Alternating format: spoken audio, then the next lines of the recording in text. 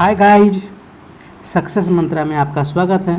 तो गाइज आज फिर से आप लोगों के बीच प्रैक्टिस सेट नंबर 8 लेकर हाजिर हूँ। इससे पहले कि गाइज अगर आपने प्रैक्टिस सेट 1 से लेकर 7 तक नहीं देख रखे हैं तो जाके आप प्लेलिस्ट में देख सकते हैं या लिंक डिस्क्रिप्शन में दिया गया है, आप वहाँ से क्लिक करके देख सकते हैं। तो गाइज अगर आप इस चैनल पर पहली बार विजिट कर रहे हैं तो चैनल को सब्सक्राइब कर दीजिए प्लीज़, एवं बेल आइकन को दबा दीजिए ताकि जब भी मैं ऐसी वीडियो अपलोड करूं तो सबसे पहले नोटिफिकेशन आपके पास पहुंचे। तो गाइज शुरू करते हैं। उससे पहले कि गाइज अगर वीडियो अच्छी लगी हो तो वीडियो को लाइक कर दीजिए एवं दोस्तों के साथ शेयर कर दीजिए और कमेंट करके ज़रूर बताइएगा कि आपने स्कोर कितना किया है। तो गाइज शुरू करते हैं। प्रैक्टिस सेट नंबर 8 का पहला प्रश्न आपके फ़ोन स्क्रीन पर जो बोल रहा है कि वैदिक देव मंडलम में निम्न में से कौन देवता युद्ध का देवता माना जाता है? तो ये इंद्र माना जाता है। ऑप्शन बी इसका सही उत्तर हो जाएगा। ऋग्वेद में कुल देवताओं की संख्या 33 बताई गई है। इनमें से इंद्र, अग्नि, वरुण जो कि उनको सर्वाधिक महत्वपूर्ण स्थान मिला है। ऋग्वैदिक काल के सबसे महत्वपूर्ण देवता इंद्र हैं जो युद्ध और वर्षा के देवता माने जाते हैं, एवं दूसरे प्रमुख देवता अग्नि एवं तीसरे प्रमुख देवता वरुण हैं। अगला प्रश्न, बुद्ध की 80 फीट बड़ी प्रतिमा जो बोध गया में है निर्मित की गई थी किनके द्वारा? तो ये जापानियों द्वारा। ऑप्शन ए इसका सही उत्तर हो जाएगा। एवं यह प्रतिमा लाल ग्रेनाइट एवं बलुई पत्थर से निर्मित हुआ है एवं इसके निर्माण में 7 वर्ष का समय लगा था। अगला प्रश्न, यापनीय किसका एक संप्रदाय था? तो ये जैन धर्म का संप्रदाय था। ऑप्शन बी इसका सही उत्तर हो जाएगा, जो कि यह जैन धर्म की दिगंबर संप्रदाय के द्वारा शुरू हुई थी। अगला प्रश्न, राजकुमार जो अपने पिता की मृत्यु के लिए उत्तरदायी था, तो ये अजातशत्रु है। ऑप्शन ए इसका सही उत्तर हो जाएगा। मगध साम्राज्य के संस्थापक काशी एवं अंक के विजेता तथा बुद्ध के परम मित्र बिंबिसार का अंत इतिहास के उस दुखद पक्ष का स्मरण दिलाता है एवं दुखद घटना के सर्वाधिक प्रिय पुत्र अजातशत्रु का ही हाथ था, जो गौतम बुद्ध का चचेरा भाई देवदत्त था, जो बुद्ध से घनिष्ठता के कारण बिंबिसार से ईर्ष्या करता था एवं इन्हीं के उकसाने पर अजातशत्रु ने पिता की हत्या की थी। अगला प्रश्न, बुलंदी बाग प्राचीन स्थान था, तो ये पाटलिपुत्र का। ऑप्शन बी इसका सही उत्तर हो जाएगा।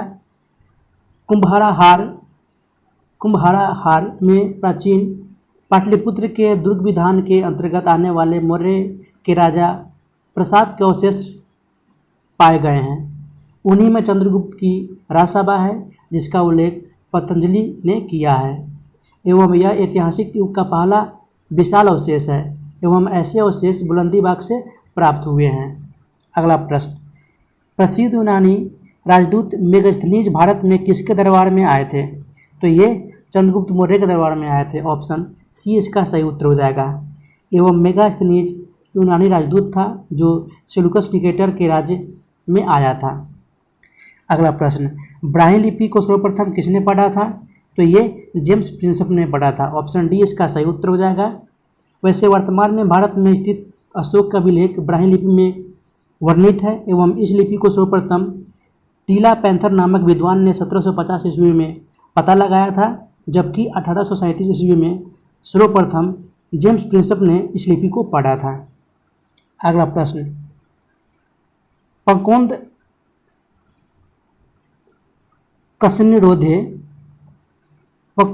कसनिरोधे मौर्य प्रशासन द्वारा लिए जाने वाला जुर्माना था, तो ये सड़क पर कीचड़ फैलाने पर लिए जाने वाला जुर्माना था। ऑप्शन बी इसका सही उत्तर हो जाएगा। मौर्य काल में दंड विधान कठोर होता था एवं अंग भंग की सजा दी जाती थी।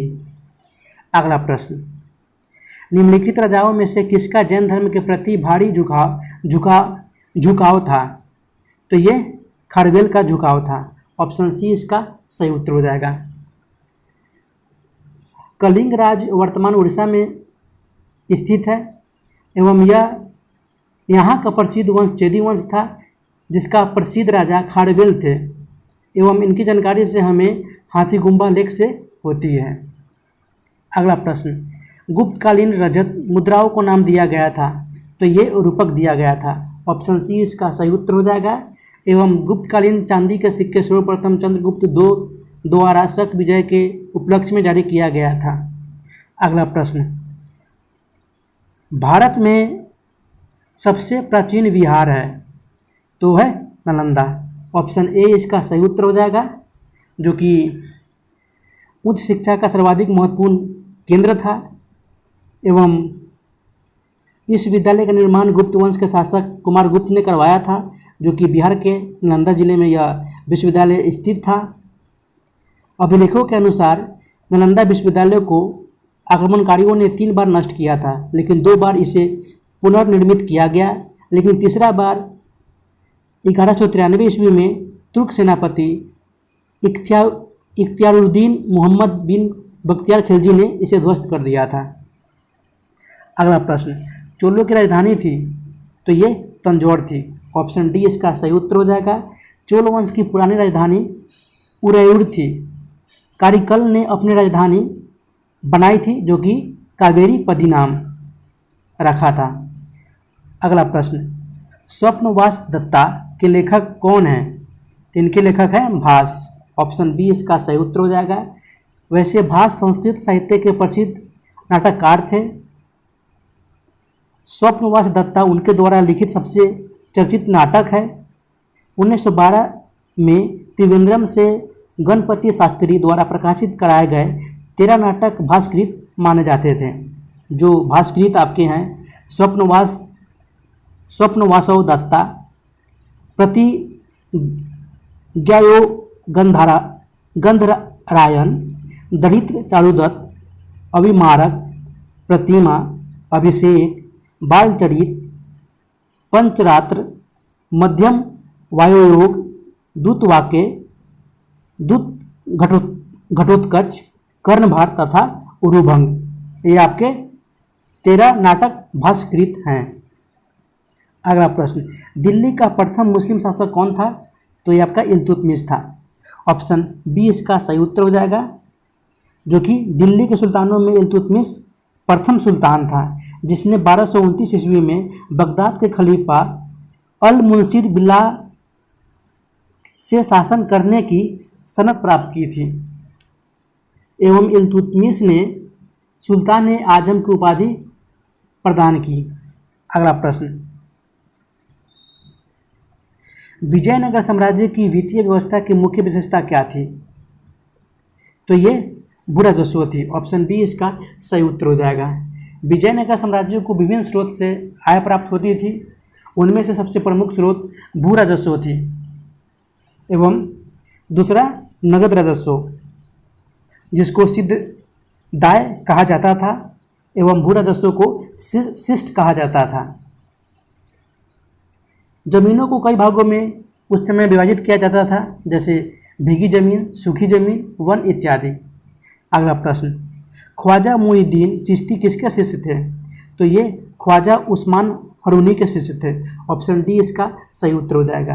एवं ख्वाजा मुईनुद्दीन चिश्ती की मजार अजमेर शहर में है। अगला प्रश्न, 2 अस्पा एवं सी अस्पा प्रथा किसने शुरू की थी? तो ये जहांगीर ने शुरू की थी। ऑप्शन बी इसका सही उत्तर हो जाएगा। अकबर द्वारा प्रारंभ में की गई मनसबदारी व्यवस्था में जहांगीर के काल में 2 अस्पा एवं सी अस्पा व्यवस्था को लागू किया गया था। अगला प्रश्न, किस सिख गुरु के द्वारा सिखों को खालसा में रूपांतरण किया गया था? तो ये गुरु गोविंद सिंह द्वारा सिखों को खालसा में रूपांतरित किया गया था। ऑप्शन सी इसका सही उत्तर हो जाएगा। एवं गुरु गोविंद सिंह सिखों के 10वें गुरु एवं अंतिम गुरु थे। इसके बाद गुरु ग्रंथ साहब को ही गुरु मान लिया गया था, एवं गुरु गोविंद सिंह ने ही खालसा की स्थापना की थी। एवं उन्होंने सिखों के लिए 5 ककार अनिवार्य, जो कि केस, कंघा, कारा, कृपाण, कक्षा कर दिया था। अगला प्रश्न, भारत में 1613 ईस्वी में अंग्रेजों ने अपनी पहली फैक्ट्री कहाँ स्थापित की थी? तो ये सूरत में स्थापित की थी, गुजरात के सूरत में। अगला प्रश्न, लॉर्ड डफरिन के वायसराय काल की एक महत्वपूर्ण घटना थी। तो ये महत्वपूर्ण घटना भारतीय राष्ट्रीय कांग्रेस का स्थापना। ऑप्शन सी इसका सही उत्तर हो जाएगा। जो कि भारतीय राष्ट्रीय कांग्रेस की स्थापना मुंबई में 28 दिसंबर 1885 को हुई थी एवं लॉर्ड डफरिन का कार्यकाल वायसराय के रूप में 1884 से 1888 तक रहा था। अगला प्रश्न, मानव बलि प्रथा का निषेध करने के कारण अंग्रेजों के विरुद्ध विद्रोह करने वाली जनजाति का नाम क्या है? तो ये खोंड है। ऑप्शन बी इसका सही उत्तर हो जाएगा। खोंड जनजाति 1837 से 1856 ईस्वी तक विद्रोह किया एवं उनके विद्रोह अंग्रेजों के विरुद्ध थे। इस आंदोलन का नेतृत्व चक्र बिसोई ने किया था, जो कि इस विद्रोह का मुख्य कारण सरकार द्वारा मानव बलि को प्रतिबंधित करने का प्रयास किया गया। अंग्रेजों द्वारा नए करारोपण और उन क्षेत्रों में जमींदार और साहूकारों के प्रवेश से संबंधित था। अगला प्रश्न, अमेरिका में फ्री हिंदुस्तान अखबार किसने शुरू किया था? तो ये तारकनाथ ने शुरू किया था। ऑप्शन डी इसका सही उत्तर हो जाएगा। वैसे तारकनाथ दास एक ब्रिटिश विरोधी भारतीय बंगला क्रांतिकारी एवं अंतर्राष्ट्रीय विद्वान थे। टोलस्टॉय के साथ अपनी योजनाओं के बारे में चर्चा किया करते थे एवं इन्होंने ही अमेरिका में फ्री हिंदुस्तान अखबार शुरू किया था।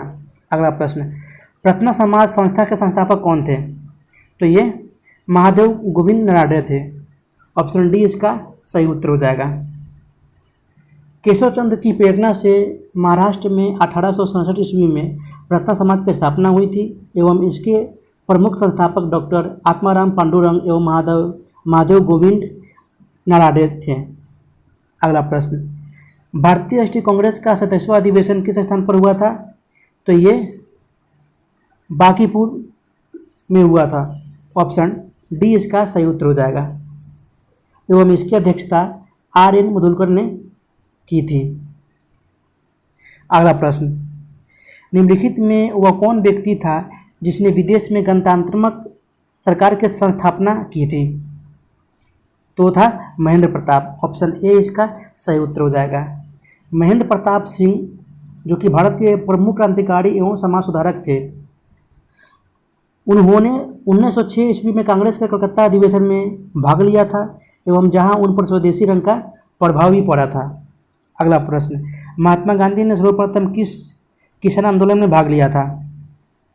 तो यहाँ पे चंपारण आंदोलन की बात नहीं हो रहा है, तो यहाँ पे चंपारण भी हो सकता है, बरदोली भी हो सकता है। तो कमेंट करके आप जरूर बताइएगा कि इसका उत्तर क्या होना चाहिए।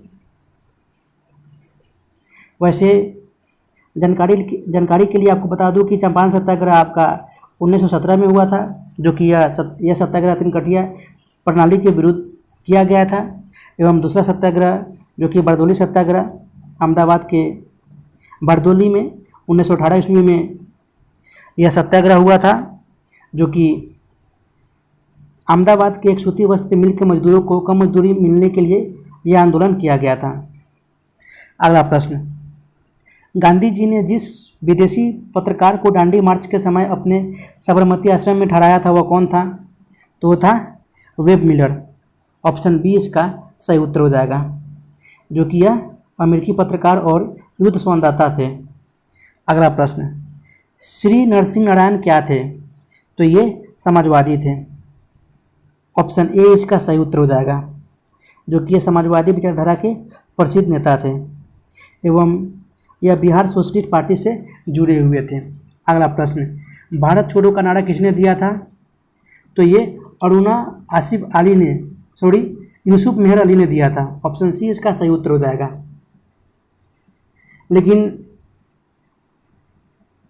इस ऑप्शन सी इसका सही उत्तर हो जाएगा, जो कि यूसुफ मेहर अली प्रसिद्ध राजनेता और स्वतंत्रता सेनानी थे एवं यह समाजवादी विचारधारा से प्रेरित थे एवं इन्होंने साइमन गो बैक का भी नारा दिया था एवं भारत छोड़ो आंदोलन जो कि 1942 में शुरुआत हुआ था, इन्होंने इस आंदोलन में गांधी जी के साथ प्रमुख भूमिका निभाई थी।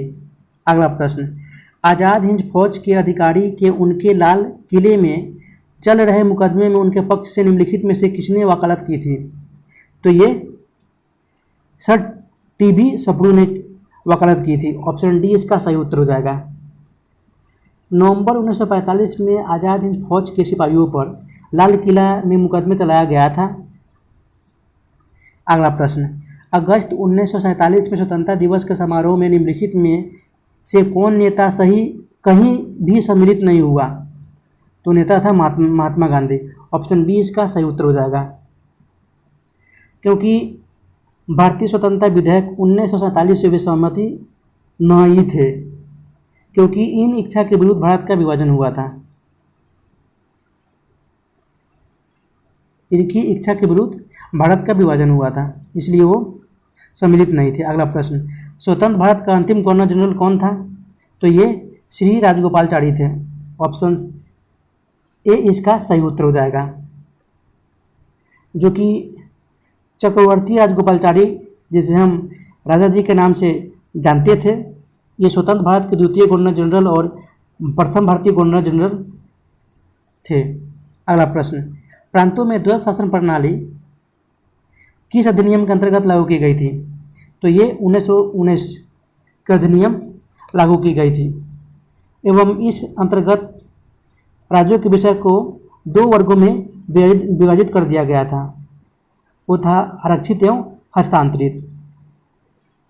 आरक्षित विषय वह विषय था जिस पर प्रशासन गवर्नर जनरल अपने उन परिषदों की सहायता से करता था जिन्हें वह मनोनीत में से नियुक्त करता था, एवं हस्तांतरित विषय का प्रशासन गवर्नर उन मंत्रियों की सहायता से करता था जिन्हें वह निर्वाचित सदस्यों से नियुक्त करता था। अगला प्रश्न, किसने 1921 में पहली बार पूर्ण स्वतंत्रता की मांग को उठाया था? तो मौलाना हसरत मोहानी ने उठाया था। ऑप्शन डी इसका सही उत्तर हो जाएगा, जो कि मौलाना हसरत मोहानी ने 1919 ईस्वी में खिलाफत आंदोलन में बढ़ चढ़कर हिस्सा लिया था एवं 1921 ईस्वी में उन्होंने सर्वप्रथम इनकलाब जिंदाबाद का नारा लिखा, लेकिन इस नारा को बाद में भगत सिंह ने लोकप्रिय बनाया था। अगला प्रश्न, महात्मा गांधी ने अपनी निम्न पुस्तकों में से किसमें ब्रिटिश पार्लियामेंट को बाज एवं वैश्या कहा? तो ये हिंद स्वराज को। ऑप्शन सी इसका सही उत्तर हो जाएगा। हिंद स्वराज गांधी जी द्वारा लिखित एक पुस्तक का नाम है। दक्षिण अफ्रीका के भारतीय लोगों के अधिकारों की रक्षा के लिए सतत लड़ाई करते हुए गांधी जी ने 1909 में लंदन गए थे। अगला प्रश्न, निम्नलिखित युग्मों में से किसका सुमेलित नहीं है? तो आपका ये जो लिपुलेख है आपका ये उत्तर प्रदेश में नहीं है, क्योंकि लिपुलेख दर आपका ये उत्तराखंड में है। उत्तराखंड के कुमाऊं क्षेत्र में स्थित है ये लिपुलेख। आपका ऑप्शन बी इसका सही उत्तर हो जाएगा। जबकि सिकपिला ये आपका हिमाचल प्रदेश में है तथा ये शिमला को तिब्बत से जोड़ता है एवं सतलज नदी इस दर्रे से होकर भारत में प्रवेश करती है। लिपुलेख बता ही दिया हूँ कि यह उत्तराखंड के कुमाऊं क्षेत्र में स्थित है, जो कि उत्तराखंड को तिब्बत से जोड़ता है एवं नाथुला दर्रा आपका ये सिक्किम में है, जो कि सिक्किम राज्य के पूर्वी हिस्से में स्थित यह दर्रा डोंगेक्का श्रेणी में स्थित है एवं भारत एवं चीन के बीच एक प्रमुख सीमा व्यापार पॉइंट है। एवं जो जिला दर्रा आपका ये कश्मीर में है, जम्मू कश्मीर में, जो कि यह दर्रा श्रीनगर को लेह से जोड़ती है।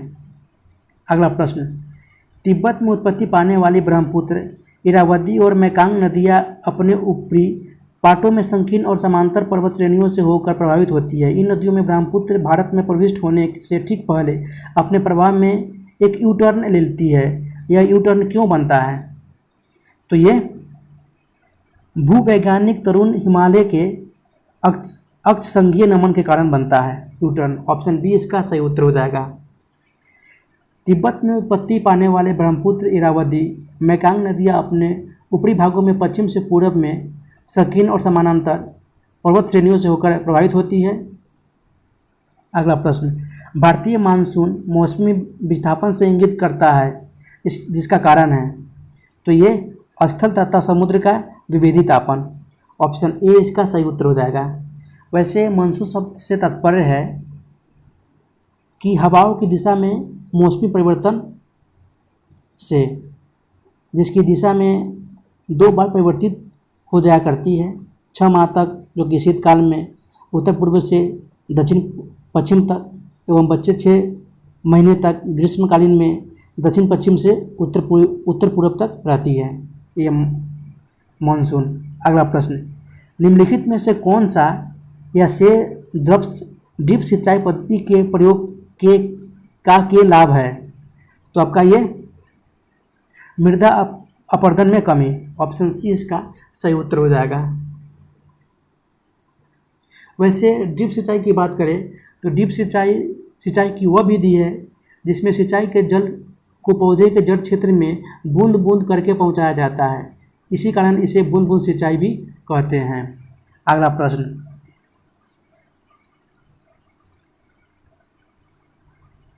प्रधानमंत्री नरेंद्र मोदी ने हाल ही में मंडल बांध परियोजना की नींव किस नदी पर बनाने के लिए रखी थी?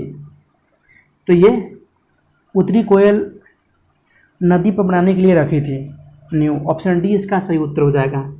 जो कि यह नींव 5 जनवरी 2019 ईस्वी को झारखंड के पलामू जिले में उत्तरी कोयल नदी पर मंडल बांध परियोजना की नींव रखी गई थी। अगला प्रश्न, भारत में ज्वारीय ऊर्जा की सर्वाधिक संभावनाएं कहाँ पर है? तो ये भावनगर में है, ऑप्शन डी इसका सही उत्तर हो जाएगा। ज्वारीय ऊर्जा जो कि जल विद्युत का एक रूप है जिसमें समुद्र में आने वाले ज्वार भाटा को उपयुक्त टरबाइन लगाकर विद्युत ऊर्जा में बदला जाता है। अगला प्रश्न, भारतीय हीरा संस्थान कहाँ स्थित है? तो ये आपका सूरत में, गुजरात के सूरत में स्थित है, ऑप्शन बी इसका सही उत्तर हो जाएगा। एवं इसकी स्थापना 1978 में की गई थी, जो कि यह भारत सरकार द्वारा मान्यता प्राप्त संस्था है। अगला प्रश्न, शिवराय पहाड़िया कहाँ अवस्थित है? तो ये तमिलनाडु में है, ऑप्शन सी इसका सही उत्तर हो जाएगा। अगला प्रश्न, सी ऑफ कॉन्क्रीटिविटी कहाँ पर है? सी ऑफ ट्रंक्विलिटी कहाँ पर है? तो ये आपका ही चंद्रमा पर है, ऑप्शन डी इसका सही उत्तर हो जाएगा।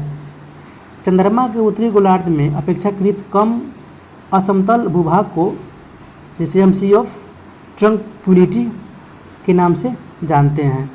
अगला प्रश्न, विश्व की सर्वाधिक लंबी पर्वत श्रृंखला कौन सा है? तो ये आपका ये एंडीज है, ऑप्शन बी इसका सही उत्तर हो जाएगा। जो कि ये दक्षिण अमेरिका में है जिसकी कुल लंबाई 7000 किलोमीटर है। वैसे हिमालय की बात करें जो कि एशिया में है, इनकी कुल लंबाई 2400 किलोमीटर है। रॉकीज की बात करें जो कि ये उत्तरी अमेरिका का है पर्वत श्रृंखला, तो ये 4800 किलोमीटर है इनकी लंबाई। और आल्पस की बात करें जो कि यूरोप में है, ये 1200 किलोमीटर इनकी लंबाई है। एवं यदि पर्वतों श्रेणियों की लंबाई के आधार पर सागरों में स्थित श्रेणियों को सम्मिलित करें तो विश्व की सबसे लंबी पर्वत श्रेणी जो कि कटक मध्य सागरीय कटक है जिसकी लंबाई 65,000 किलोमीटर है। अगला प्रश्न, साक्षरता दर की गणना के लिए आयु सीमा, तो ये आयु सीमा 7 से ऊपर, जो कि 0 से 7 तक की गणना आकलन हेतु नहीं की जाती। अगला प्रश्न, विश्व की सबसे बड़ी ताजे पानी की झील कौन सी है? तो ये है लेक सुपीरियर, ऑप्शन डी इसका सही उत्तर हो जाएगा। जो कि यह पानी की झील सुपीरियर झील है जो कि कनाडा और संयुक्त राज्य के अमेरिका के बीच 5 महान झीलों में से एक है।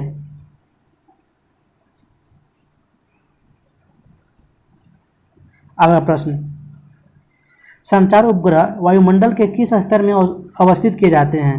तो ये ब्रह्मंडल में अवस्थित किए जाते हैं, ऑप्शन ए इसका सही उत्तर हो जाएगा। वैसे अंतरिक्ष में कृत्रिम उपग्रह को 3 प्रकार की कक्षा में उपयोग और क्षमता के आधार पर स्थापित किया जाता है, जो कि निम्न भू कक्षा एवं इस कक्षा का परिसर 200 से 200 किलोमीटर के बीच होता है। दूसरा मध्य भू कक्षा, इस कक्षा का परिसर 2000 किलोमीटर से 35,786 किलोमीटर के बीच होता है। जबकि भू स्थिर या भूकेंद्रीय तीसरा भू स्थिर या भूकेंद्रीय कक्षा एक कक्षा में विषुवत रेखा से लगभग 36,000 किलोमीटर की ऊंचाई पर उपग्रह स्थापित किए जाते हैं। अगला प्रश्न, निम्नलिखित में से किस एक नगर में भूमध्य सागरीय जलवायु नहीं पाई जाती है? तो ये न्यूयॉर्क में भूमध्य सागरीय जलवायु नहीं पाई जाती है। ऑप्शन डी इसका सही उत्तर हो जाएगा। भूमध्य सागरीय जलवायु का विस्तार भूमध्य रेखा के दोनों ओर से 35 डिग्री से 40 डिग्री अक्षांशों के बीच महाद्वीपों के पश्चिमी भागों में पाया जाता है। अगला प्रश्न, यूरेनियम का सर्वाधिक भंडार कहाँ है? तो ये ऑस्ट्रेलिया में है। ऑप्शन बी इसका सही उत्तर हो जाएगा, जो कि 17,80,800 मीट्रिक टन है। वही कनाडा में तीसरे स्थान पे है, 7,03,600। एवं दक्षिण अफ्रीका में, जो कि 5वें स्थान पे है, 4,49,300। एवं भारत की बात करें तो 1,38,700 मीट्रिक टन यूरेनियम भंडार के साथ 13वें स्थान पे है भारत। अगला प्रश्न, जो कि ये मैथ का प्रश्न है, यहाँ से मैथ के प्रश्न शुरू होते हैं, तो आप लोग सॉल्व कर लीजिएगा। मैं सिर्फ उत्तर बता देता हूँ इसका। तो बोल रहा है कि यदि एक वृत्त ए और बी की त्रिज्या 1.5 अनुपात 1 के अनुपात में है तो वृत्त ए और बी के क्षेत्रफलों का अनुपात क्या होगा? तो आगे की ओर बढ़ते हैं गाइस। तो इसका सही उत्तर हो जाएगा आपका 2.25 अनुपात 1। अगला प्रश्न, यदि 5x² + 2x + 7 बराबर 125 के पावर 2x + 1 तो x का मान कितना होगा? तो ये 2 हो जाएगा। अगला प्रश्न, एक व्यक्ति अपने आय का 66.2/3% खर्च करता है और 1,200 रुपये महीना बचा लेता है, तो उसका मासिक खर्च कितने रुपए होगा? तो 2,400 रुपये। अगला प्रश्न, 11 और 90 के बीच में कितनी संख्याएं हैं जो 7 से भाग हो जाती है? तो कुल 11 संख्याएं हैं जो 7 से भाग हो जाती हैं 11 और 90 के बीच। अगला प्रश्न, यदि x बराबर √0.000125 बटा 0.0005329 हो तो x का मान क्या होगा? तो x का मान 35/73 होगा। अगला प्रश्न, 4 बहनों की औसत आयु 7 वर्ष है। यदि हम माँ की आयु जोड़ दें तो औसत 6 वर्ष बढ़ जाती है, तो माँ की आयु ज्ञात कीजिए। तो माँ की आयु 37 वर्ष हो जाएगी। अगला प्रश्न, जो कि समांतर श्रेणी का है, s बराबर बोल रहा है कि सिग्मा n = 1 से 10 2n + 1/2 हो तो इसका मान क्या होगा? तो ये 115 होगा। अगला प्रश्न, त्रिभुज PQR में एंगल P बराबर 120 डिग्री, PQ बराबर PR, तो एंगल Q और एंगल R क्रमशः क्या होगा, कितना होगा? तो ये 30 डिग्री होंगे, एंगल Q और एंगल R। अगला प्रश्न, 2 धनात्मक संख्याओं का अंतर 72 है तथा एक को दूसरे से भाग देने पर भागफल 4 है, तो संख्या चुनिए। तो संख्या हो जाएंगे 24 और 96। अगला प्रश्न, 2 स्टेशनों A और B के बीच की दूरी 70 किलोमीटर है। एक रेलगाड़ी 80 किलोमीटर प्रति घंटे की चाल से A से B की ओर प्रस्थान करती है तथा उसी समय एक रेलगाड़ी 1 किलोमीटर प्रति मिनट की चाल से B से A की तरफ प्रस्थान करती है, तो वे एक दूसरे से निम्न समय बाद मिलती है। कितने समय बाद मिलेगी? तो ये 30 मिनट बाद मिलेगी। अगला प्रश्न, जो कि यहाँ पे समाप्त होता है आपका मैथ का क्वेश्चन, बोल रहा है कि निम्नलिखित SI यूनिटों में कौन से सही सुमेलित नहीं है? तो आपका ये दाब, आपका ये सही सुमेलित नहीं है, क्योंकि दाब का SI मात्रक न्यूटन प्रति मीटर स्क्वायर होता है, जिसे हम पास्कल कहते हैं, एवं दाब एक अदिश राशि है। तो आपका ऑप्शन डी इसका सही उत्तर हो जाएगा। वैसे कार का SI मात्रक जूल होगा, बल का न्यूटन होगा एवं द्रव्यमान का किलोग्राम होगा। अगला प्रश्न, ये भी बोल रहा है सुमेलित कीजिए। तो भूकंप का आपका हो जाएगा सिस्मोग्राफ, जो कि एवं ऊंचाई का आपका हो जाएगा अल्टीमीटर, विद्युत धारा का हो जाएगा आपका आमीटर एवं प्रतिरोध का हो जाएगा ओम। तो आपका कूट इसमें बैठेगा 2 3 1 4, यानी आपका ऑप्शन ए इसका सही उत्तर हो जाएगा। अगला प्रश्न, बोल रहा है कि पीसा कि झुकी हुई मीनार गिर नहीं जाती, क्योंकि तो ये गुरुत्व केंद्र से जाने वाली ऊर्ध्वाधर लाइन जो कि रेखा तल के अंदर रहती है, इसलिए नहीं गिरती। ऑप्शन डी इसका सही उत्तर हो जाएगा। अगला प्रश्न, कड़े जाड़े में झील की सतह हिमशीतित हो जाती है किंतु उसके तल में जल द्रव अवस्था में बना रहता है, यह किस कारण से होता है? तो ये जल की सघनता 4 डिग्री सेल्सियस की अधिकतम होने के कारण। ऑप्शन सी इसका सही उत्तर हो जाएगा। कार में पीछे के यातायात के दृश्यावलोकन के लिए किस प्रकार के शीशे का प्रयोग होता है? तो ये उत्तल दर्पण का प्रयोग होता है। ऑप्शन सी इसका सही उत्तर हो जाएगा। अगला प्रश्न, स्पष्ट रूप से प्रतिध्वनि सुनने के लिए परावर्तित सतह और सुनने वाले के मध्य कम से कम दूरी जो होनी चाहिए वो कितनी होनी चाहिए? तो दूरी होनी चाहिए 16.5 मीटर। ऑप्शन डी इसका सही उत्तर हो जाएगा। अगला प्रश्न, मनुष्य की सभ्यता की सीमा क्या होनी चाहिए? तो ये 20 हर्ट्ज से 20,000 हर्ट्ज सुनने की क्षमता की सीमा। ऑप्शन ए इसका सही उत्तर हो जाएगा। अगला प्रश्न, साइबर लॉ की शब्दावली में DOS का अर्थ क्या है? तो ये डियोन ऑफ सर्विस है। ऑप्शन ए इसका सही उत्तर हो जाएगा, जो कि एक प्रभावकारी हैकिंग तकनीक है। अगला प्रश्न, भारत के उपग्रह प्रमोचित करने वाले वाहनों के संदर्भ में निम्नलिखित कथनों में कौन सही है? तो आपका ये PSLV द्वारा ये उपग्रह प्रमोचित किए जाते हैं जो पृथ्वी के संसाधनों के मॉनिटरण में उपयोगी है, जबकि GSLV को मुख्यतः संचार उपग्रहों को प्रमोचित करने के लिए अभिकल्पित किया गया है। यानी आपका ऑप्शन ए इसका सही उत्तर हो जाएगा। अगला प्रश्न, परिधेय प्रौद्योगिकी जो कि बोलते हैं वेरिएबल टेक्नोलॉजी के संदर्भ में परिधेय उपकरणों द्वारा निम्नलिखित में से कौन सा या से कार्य नहीं किया जा सकता? तो कार्य होगा कैंसर का पता नहीं लगाया जा सकता। ऑप्शन डी इसका सही उत्तर हो जाएगा। अगला प्रश्न, पर मानवीय नाविक किसने खोजा था?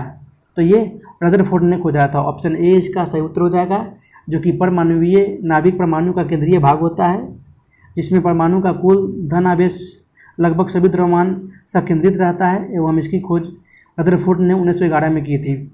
अगला प्रश्न, जो कि मिलान करना है, तो बोल रहा है कि भंजन, तो आपका ये हो जाएगा पेट्रोलियम, प्रगलन, तो आपका हो जाएगा ये ताम्र, हाइड्रोजनीकरण, तो ये इसका हो जाएगा खाद वसा, एवं वल्कनीकरण, तो इसका हो जाएगा रबर। यानी वल्कनीकरण की प्रक्रिया से ही रबर प्राप्त की जाती है। तो आपका कोट पड़ जाएगा इसमें ऑप्शन बी। अगला प्रश्न, निम्नलिखित कथनों पर विचार करें एवं नीचे दिए गए कोट का सही उत्तर चुनिए। तो बोल रहा है कि कैल्शियम सल्फेट की उपस्थिति जल को कठोर बना देती है एवं वह उपयोग योग्य नहीं रहता। तो आपका ऑप्शन बिल्कुल ये सही उत्तर हो जाएगा, जो कि जल की अस्थायी कठोरता उसमें कैल्शियम और मैग्नीशियम के क्लोराइड तथा सल्फेट लवण घुले रहने के कारण होती है, एवं इसे दूर करने के लिए सोडियम कार्बोनेट का प्रयोग किया जाता है। वैसे हीरा की बात करें तो हीरा कार्बन का क्रिस्टलीय अपरूप है जो सबसे कठोर होता है। अगला प्रश्न, निम्नलिखित में से किस एक को स्ट्रेंजर गैस भी कहते हैं? तो ये जिनन को कहते हैं। ऑप्शन सी इसका सही उत्तर हो जाएगा। लेकिन यह एक अक्रिय गैसों में से सबसे अधिक यौगिक बनाता है, इसी के कारण स्ट्रेंजर गैस कहते हैं, एवं यह एक अक्रिय गैस है। अगला प्रश्न, धोने के सोडा का रासायनिक सूत्र क्या होगा? तो ये होगा Na2CO3, जिसे हम बोलते हैं सोडियम बाइकार्बोनेट। एवं सोडियम बाइकार्बोनेट का उपयोग जल का खरापन दूर करने में किया जाता है, एवं पेट्रोलियम को शुद्ध करने में भी इसका उपयोग किया जाता है। अगला प्रश्न, अंगूर में प्रचुर मात्रा में पाया जाने वाला ऑर्गेनिक अम्ल कौन सा है? तो ये है टार्ट्रिक अम्ल। ऑप्शन डी इसका सही उत्तर हो जाएगा, जो कि टार्ट्रिक अम्ल C4H6O6 इसका रासायनिक सूत्र है, जो कि ये एक कार्बनिक अम्ल है, जो सफ़ेद और क्रिस्टलीय होता है। अगला प्रश्न, निम्नलिखित जीवाश्म ईंधनों में से कौन स्वच्छतम ईंधन है? तो है प्राकृतिक गैस। ऑप्शन सी इसका सही उत्तर हो जाएगा। अगला प्रश्न, कार्बनिक खाद हमारे लिए बेहतर माने जाते हैं क्योंकि बिना कृत्रिम खादों एवं कीटनाशकों के उपयोग के लिए उगाए जाते हैं, इसलिए बेहतर सर्वश्रेष्ठ माने जाते हैं। ऑप्शन डी इसका सही उत्तर हो जाएगा। अगला प्रश्न, क्योंकि बोल रहा है कि कौन सुमेलित नहीं है, तो आपका मैग्नीशियम आतिशबाजी बिल्कुल सही है। यूरेनियम परमाणु बम में उपयोग किया जाता है। सिल्वर जो कि आपका इलेक्ट्रिक बल्ब में प्रयोग नहीं किया जाता है। सिल्वर जो कि इलेक्ट्रिक बल्ब में आपका टंगस्टन का प्रयोग किया जाता है, न कि सिल्वर का। तो आपका ऑप्शन सी इसका सही उत्तर हो जाएगा। जबकि जिंक गैल्वेनीकरण की प्रक्रिया से प्रयोग किया जाता है। अगला प्रश्न, सूची 1 को सूची 2 के साथ सुमिलित कीजिए तथा सूचियों के नीचे दिए गए कोड का प्रयोग करके सही उत्तर चुनिए। तो इसमें मिलान करना है। तो इसका उत्तर हो जाएगा आपका पोटेशियम ब्रोमाइड, जो कि एक फोटोग्राफी है। पोटेशियम नाइट्रेट, इसका उपयोग बारूद बनाने में किया जाता है। पोटेशियम सल्फेट, इसका उपयोग उर्वरक में किया जाता है। एवं मोनो पोटेशियम टार्ट्रेट, इसका उपयोग बेकरी में किया जाता है। तो आपका कोड बढ़ जाएगा ऑप्शन ए 2413।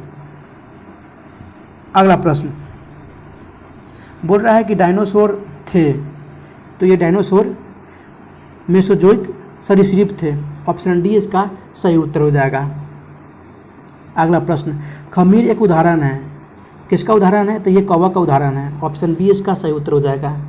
जो कि खमीर शर्करा युक्त कार्बनिक पदार्थ में से जो अधिकतर मात्रा में ये विशेष प्रकार का कवक है एवं यह फूल विहीन पौधा है। यह किण्वन उत्पन्न होता है। अगला प्रश्न, मानव शरीर के किस अंग में लसिका कोशिकाएं बनती है, तो ये तिल्ली में लसिका कोशिकाएं बनती है। ऑप्शन डी इसका सही उत्तर हो जाएगा। तिल्ली या पलीहा बोला जाता है एवं मानव के पेट में स्थित होता है। यह पुरानी आरबीसी को नष्ट करने का कार्य करता है एवं यह रोग निरोधक तंत्र का एक भाग है। अगला प्रश्न, स्टार्च को जल अपघटन से ग्लूकोज बनाने वाला एंजाइम है, वो कौन सा एंजाइम है, तो एंजाइम है एमाइलेज। ऑप्शन बी इसका सही उत्तर हो जाएगा।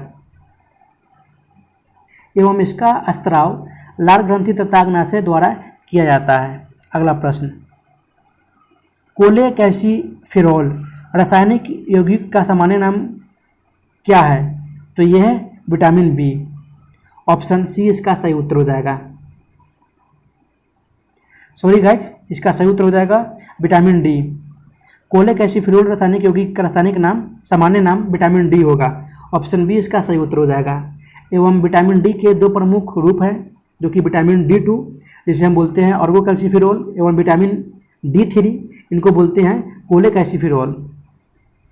एवं मानव शरीर में मिलने वाला कैल्सिट्राइऑल विटामिन डी का सक्रिय रूप होते हैं। अगला प्रश्न, इकोसिस्टम के संबंध में निम्न में से क्या सत्य है, तो ये उत्पादक प्राथमिक उपभोक्ता से अधिक है। ऑप्शन सी इसका सही उत्तर हो जाएगा। अगला प्रश्न है, DPT का टीका निम्नलिखित में से किसके सुरक्षा हेतु दिया जाता है, तो ये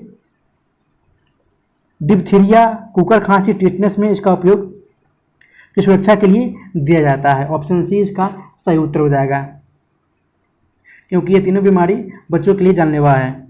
अगला प्रश्न, एड्स विषाणु के लिए सबसे ज़्यादा आजमाई गई दवा है, तो है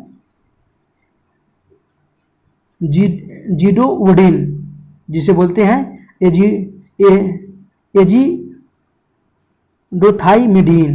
ऑप्शन ए इसका सही उत्तर हो जाएगा। अगला प्रश्न, मानव शरीर की आंतरिक संरचना के अवलोकन के लिए प्रयोग में आने वाली परिकलित टोमोग्राफी के लिए निम्नलिखित में से कौन सी प्रयोग में लाई जाती है, तो ये एक्स किरण प्रयोग में लाई जाती है। ऑप्शन ए इसका सही उत्तर हो जाएगा।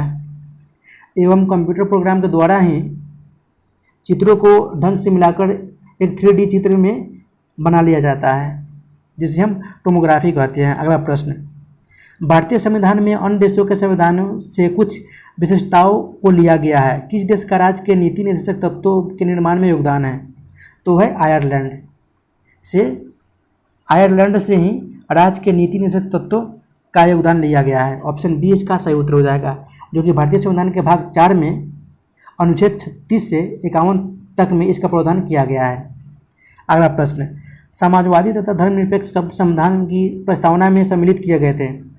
तो ये 42वें संविधान संशोधन 1976 द्वारा जोड़ा गया था।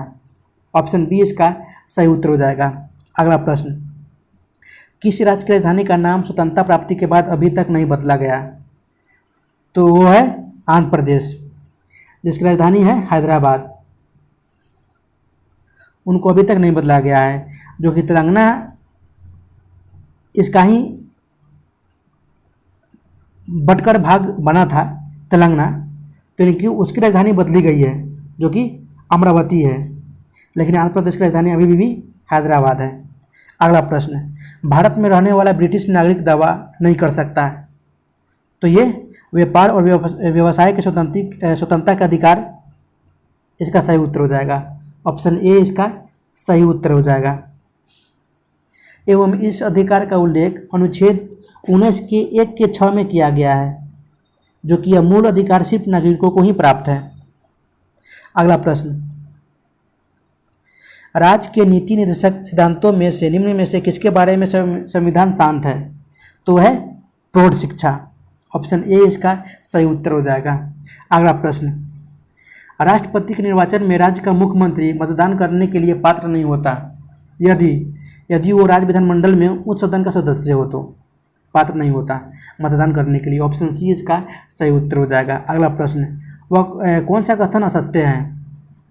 तो ये कथन है उपराष्ट्रपति का चुनाव भारत का राष्ट्रपति करता है, आपका ये कथन गलत है। ऑप्शन सी इसका सही उत्तर हो जाएगा, जो कि इसका उल्लेख अनुच्छेद 66 में किया गया है, जो कि संसद के दोनों सदनों के सदस्य होते हैं एवं निर्वाचन भी अनुपातिक प्रतिनिधित्व प्रणाली के अनुसार एकल संक्रमणीय मत पद्धति द्वारा होता है।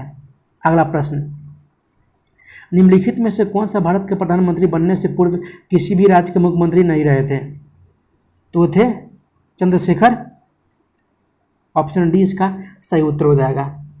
अगला प्रश्न बोल रहा है कि राज्यसभा किसी धन विधेयक में सारभूत संशोधन करती है तो तत्पश्चात क्या होगा?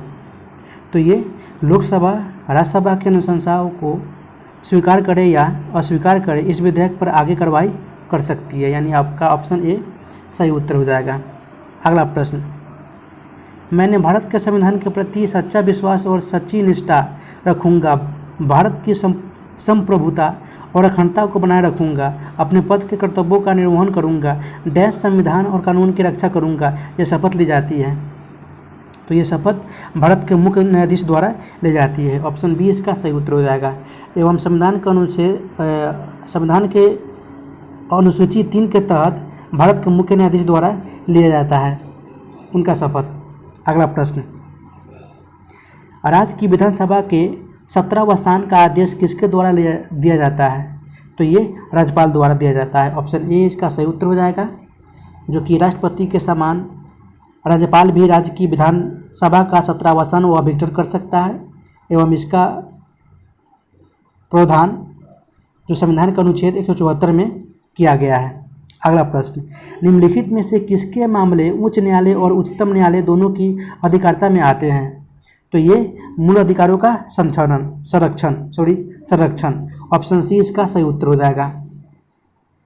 एवं मूल अधिकार के उल्लंघन की स्थिति में अनुच्छेद 32 के तहत सर्वोच्च न्यायालय तथा अनुच्छेद 226 के तहत उच्च न्यायालय रिट जारी कर सकती है। अगला प्रश्न, ओहरा समिति डैश के अध्ययन के लिए बनाई गई थी? तो ये राजनेताओं तथा अपराधियों की साठगांठ के लिए बनाई गई थी। ऑप्शन सी इसका सही उत्तर हो जाएगा। अगला प्रश्न, निम्नलिखित में से कौन सी भाषा बलूचिस्तान की है किंतु भाषा शास्त्रीय दृष्टि से द्रविड़ परिवार की है? तो ये भाषा है ब्राहुई। ऑप्शन ए इसका सही उत्तर हो जाएगा, जो कि यह भाषा द्रविड़ परिवार की भाषा है। अगला प्रश्न, भारत में किस तरह की कर प्रणाली पाई जाती है?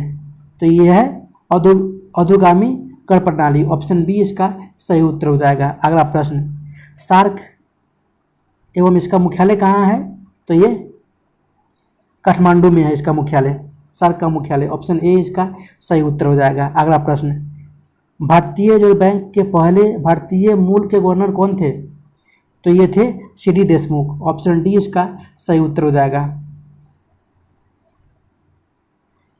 एवं प्रथम गवर्नर जनरल थे ओसबर्न स्मिथ, जो कि एक अंग्रेज थे। अगला प्रश्न, किस भारतीय राज्य में फेनी शराब को पैदा किया जाता है? तो ये गोवा में। ऑप्शन बी इसका सही उत्तर हो जाएगा। अगला प्रश्न, निम्नलिखित में से कौन सा विकल्प संक्रमणशील अर्थव्यवस्था है? तो है पहली दुनिया के देश। ऑप्शन ए इसका सही उत्तर हो जाएगा। अगला प्रश्न, हाल ही में किस देश ने मृत्युदंड को समाप्त कर दिया है? तो वह देश है कजाकिस्तान। ऑप्शन ए इसका सही उत्तर हो जाएगा। अगला प्रश्न, केंद्रीय बजट 2021 से 22 में डबल टैक्स सिस्टम से किन लोगों को छूट दी जा रही है? तो अप्रवासी भारतीयों को छूट दी जा रही है। ऑप्शन सी इसका सही उत्तर हो जाएगा। अगला प्रश्न, हाल ही में किस राज्य सरकार ने गरीबों और निराश्रितों के लिए रियायती पका हुआ भोजन उपलब्ध कराने हेतु माँ कैंटीन का शुभारंभ किया है?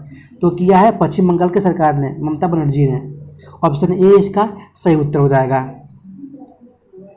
उन्होंने 5 रुपये की मामूली लागत पर गरीबों और निराश्रितों के लिए रियायती पका हुआ भोजन उपलब्ध कराने के लिए माँ कैंटीन का शुभारंभ किया है। एवं इस योजना के तहत राज्य सरकार ने कैंटीन में प्रति व्यक्ति भोजन के लिए 15 रुपये की सब्सिडी देगी, जबकि लोगों को 5 रुपये का भुगतान करना होगा। अगला प्रश्न, हाल ही में खबरों में रही कसाई नदी किस नदी में स्थित है? तो आपका ये कांगो देश में स्थित है। कांगो देश में स्थित है। ऑप्शन डी इसका सही उत्तर हो जाएगा, जो कि दरियाई घोड़े और मरी हुई मछलियाँ के शव नदी में तैरते वहाँ पे रहते हैं। अगला प्रश्न, सामिया सुलूहू हसन किस पूर्वी अफ्रीकी देश की पहली महिला राष्ट्रपति बन गई है?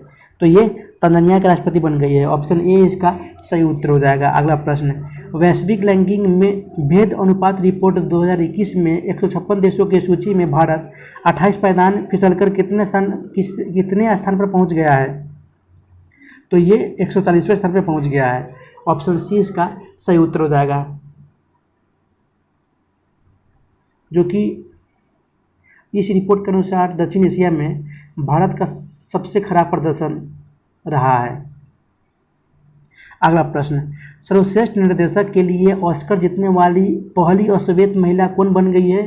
तो ये क्लो झाओ बन गई है। ऑप्शन सी इसका सही उत्तर हो जाएगा। अगला प्रश्न, तमिलनाडु के नए मुख्यमंत्री के रूप में किसने शपथ ली है? तो वो M.K. स्टालिन ने शपथ ली है। ऑप्शन बी इसका सही उत्तर हो जाएगा, जो कि यह 7 मई 2021 को तमिलनाडु के अगले मुख्यमंत्री पद की शपथ ली थी। अगला प्रश्न, हाल ही में अमेरिकी अंतरिक्ष एजेंसी नासा ने किस साल में चंद्रमा पर अपना पहली मोबाइल रोबोट भेजने की घोषणा की है? तो ये 2023 में। ऑप्शन ए इसका सही उत्तर हो जाएगा, जो कि यह मोबाइल रोबोट चंद्रमा की सतह पर इसके नीचे बर्फ और अन्य संसाधनों की खोज कर सकेगा। अगला प्रश्न, नौसेना के हाइड्रोग्राफिक सर्वेक्षण वाले निम्न में से किस जहाज को 40 वर्ष की सेवा के बाद रिटायर कर दिया गया है? तो ये INS संध्याक को 40 वर्ष की सेवा के बाद रिटायर कर दिया गया है। ऑप्शन बी इसका सही उत्तर हो जाएगा। अगला प्रश्न, हाल ही में किस अफ्रीकी देश में 1098 कैरेट के दुनिया के तीसरे सबसे बड़े डायमंड की खोज की गई है? तो ये बोत्सवाना में किया गया है। ऑप्शन बी इसका सही उत्तर हो जाएगा। अगला प्रश्न, हाल ही में दक्षिण अफ्रीका के किस पूर्व राष्ट्रपति को अदालत की अवमानना के लिए 15 माह जेल की सज़ा सुनाई गई है? तो ये जैकब जुमा को 15 महीने की जेल की सज़ा सुनाई गई है। ऑप्शन डी इसका सही उत्तर हो जाएगा। अगला प्रश्न, भारतीय सेना ने कश्मीर में एक शूटिंग रेंज का नाम निम्नलिखित में से किस बॉलीवुड अभिनेत्री के नाम पर रखने की घोषणा की है? तो है विद्या बालन। ऑप्शन ए इसका सही उत्तर हो जाएगा। अगला प्रश्न, हरियाणा के किस शहर में देश का पहला अनाज ATM खोला गया है? तो ये हरियाणा के गुरुग्राम में खोला गया है। ऑप्शन ए इसका सही उत्तर हो जाएगा। एवं यह मशीन एक बार में 5 से 7 मिनट के अंदर 70 किलो तक अनाज निकाल सकती है। अगला प्रश्न, हाल ही में किस राज्य सरकार ने बांस औद्योगिक पार्क की आधारशिला रखी है? तो वो रखी है असम सरकार ने। ऑप्शन डी इसका सही उत्तर हो जाएगा। अगला प्रश्न, हाल ही में भारत के किस महिला मुक्केबाज ने अपने पहले ही ओलंपिक में कांस्य पदक जीत लिया है? तो जीता है लवलीना बोरगोहेन ने। ऑप्शन डी इसका सही उत्तर हो जाएगा। अगला प्रश्न, ब्रिटिश कंपनी हाउस फ्रेश द्वारा तैयार की गई रिपोर्ट के मुताबिक वर्ष 2020 में दुनिया भर में सबसे प्रदूषित शहर देश निम्न में से कौन सा था? तो सबसे प्रदूषित शहर देश आपका ये बांग्लादेश था। ऑप्शन सी इसका सही उत्तर हो जाएगा। जबकि दूसरे नंबर पे पाकिस्तान और तीसरे नंबर पे भारत। अगला प्रश्न, विश्व फोटोग्राफी दिवस निम्न में से किस दिन मनाया जाता है? तो ये 19 अगस्त को मनाया जाता है। अगला प्रश्न, हाल ही में बिहार सरकार में किस वर्ग के बच्चों को डिजिटल पढ़ाई के लिए सरकारी टैब या अन्य गैजेट देने का फैसला किया गया है? तो ये 9वीं से 12वीं कक्षा के बच्चों को डिजिटल पढ़ाई के लिए सरकारी टैब या अन्य गैजेट देने की घोषणा की गई है। ऑप्शन डी इसका सही उत्तर हो जाएगा। अगला प्रश्न, अनफिनिश्ड ए मेमोयर किसने लिखी थी? मेमोर किसने लिखी थी? तो ये प्रियंका चोपड़ा जोनस ने लिखी थी। ऑप्शन सी इसका सही उत्तर हो जाएगा। एवं इस पुस्तक में उन्होंने भारत में बिताया बचपन, अमेरिका में किशोर के तौर पर बिताए समय के बारे में एवं कई अनकही और अनसुनी बातें का उल्लेख किया गया है। अगला प्रश्न, चकमा संगठनों ने किस राज्य से चकमा और हाजोंग समुदायों के 60,000 लोगों के प्रस्तावित निर्वासन का विरोध किया है? तो ये अरुणाचल प्रदेश ने चकमा और हाजोंग समुदायों के 60,000 लोगों के प्रस्तावित निर्वासन का विरोध किया है। ऑप्शन ए इसका सही उत्तर हो जाएगा। अगला प्रश्न, टोक्यो ओलंपिक में निम्नलिखित में से किस स्पर्धा में भारत ने एक भी पदक नहीं जीता है? तो निशानेबाजी में एक भी पदक नहीं जीता है। वैसे भारत ने टोक्यो ओलंपिक में कुल 7 पदक जीते हैं, जिनमें से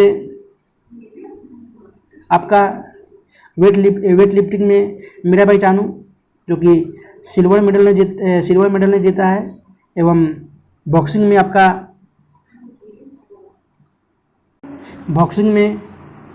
आपका लवलीना बोरगोहेन ने ब्रोंज मेडल जीता है। जबकि जेवलिन थ्रो में नीरज चोपड़ा गोल्ड मेडल जीता है। एवं अगला प्रश्न आपका ऑप्शन डी सही उत्तर हो जाएगा। अगला प्रश्न, बिहार की सबसे बड़ी नदी घाटी परियोजना कौन सी है?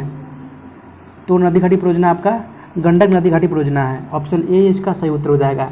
जो कि यह परियोजना बिहार और उत्तर प्रदेश की संयुक्त नदी घाटी परियोजना है, जो कि 256.68 किलोमीटर पूर्वी नहर से बिहार के चंपारण, मुजफ्फरपुर और दरभंगा जिलों के 6.68 लाख हेक्टेयर क्षेत्र की सिंचाई इससे होती है।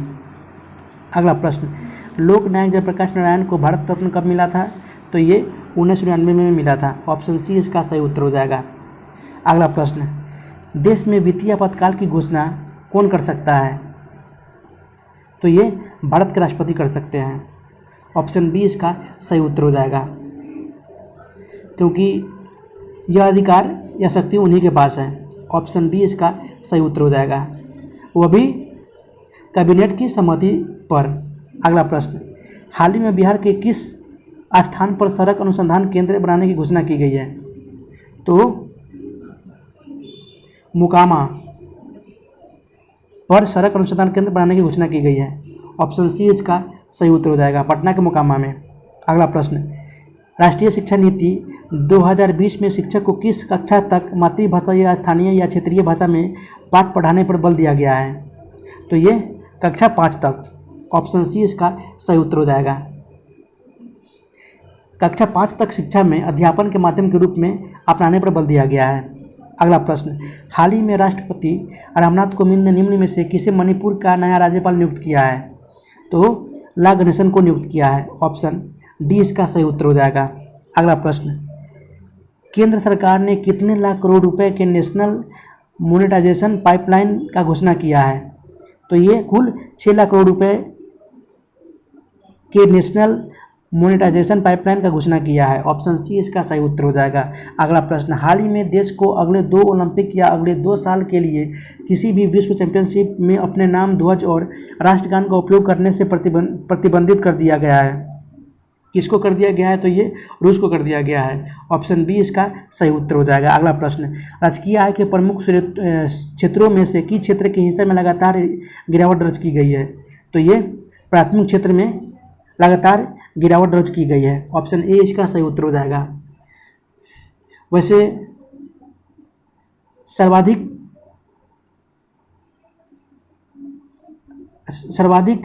दर्ज की बात करें, सर्वाधिक वृद्धि की बात करें तो ये आपको तृतीय क्षेत्र में मिला है देखने को। ऑप्शन तृतीय क्षेत्र में मिला है जो कि 8.5% एवं द्वितीय क्षेत्र में आपको 8.2 की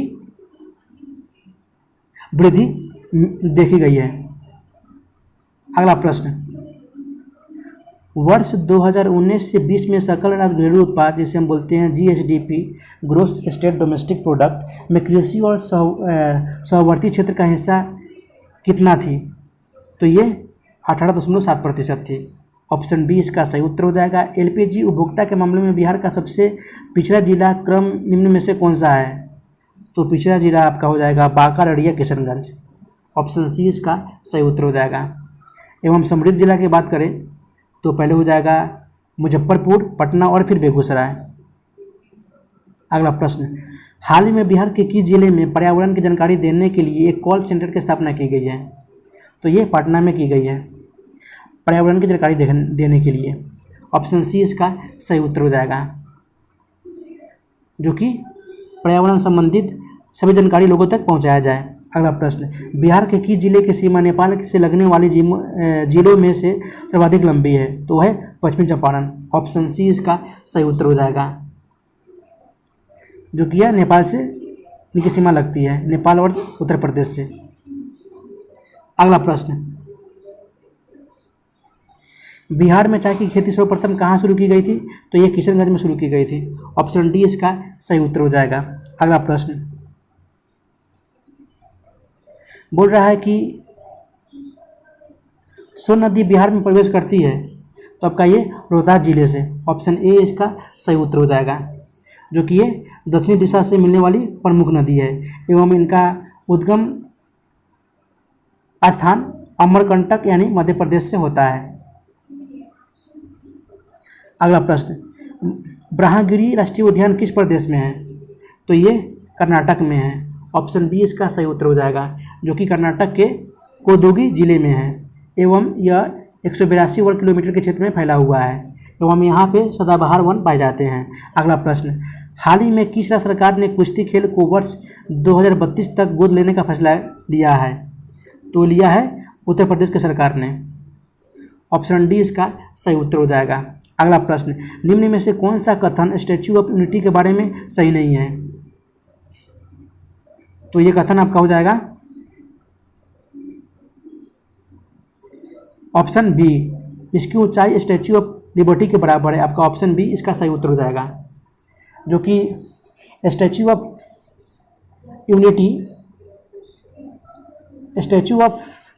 यूनिटी की बात करें, जो कि इनकी प्रतिमा सरदार वल्लभ भाई पटेल की प्रतिमा बनाई गई है, जिनकी ऊंचाई लगभग 182 मीटर है एवं स्टैच्यू ऑफ लिबर्टी की बात करें तो ये केवल 93 मीटर है, इसलिए ये दोनों बराबर नहीं है। तो आपका ऑप्शन बी इसका सही उत्तर हो जाएगा। अगला प्रश्न, अभी हाल ही में गुजरात के कच्छ में स्थित धोलावीरा शहर यूनेस्को ने विश्व विरासत सूची में नाम जारी किया है। विश्व विरासत सूची में शामिल होने वाला कितनावां भारतीय स्थान है? तो ये 40वां भारतीय स्थान है। ऑप्शन सी इसका सही उत्तर हो जाएगा, जो कि यह 27 जुलाई 2021 को धौलावीरा, जो कि गुजरात के कच्छ जिले में स्थित है, ये यूनेस्को की विश्व धरोहर सूची में शामिल किया गया है, जो कि यह यूनेस्को विश्व धरोहर स्थलों की सूची में भारत का 40वां स्थान है इसमें। अगला प्रश्न, भारत के वर्तमान नागरिक उड्डयन मंत्री कौन है? तो ये ज्योतिराज सिंधिया है। ऑप्शन बी इसका सही उत्तर हो जाएगा। एवं प्रहलाद जोशी की बात करें तो ये आपका ये संसदीय कार्य मंत्री एवं कोयला मंत्री तथा खान मंत्री है। अनुराग ठाकुर की बात करें तो ये आपका सूचना एवं प्रसारण मंत्री है एवं युवा मामले एवं खेल मंत्री हैं। एवं नरेंद्र सिंह तोमर की बात करें तो आपका ये कृषि एवं किसान कल्याण मंत्री हैं। तो गाइज, अगर वीडियो शुरू से लेकर अंत तक देखे हैं तो आपको बहुत बहुत धन्यवाद। गाइज कमेंट करके जरूर बताइएगा कि आपने स्कोर कितना किया है। तो गाइज फिर मिलते हैं नेक्स्ट वीडियो में, तब तक के लिए गुड बाय, जय हिंद, take care of your self.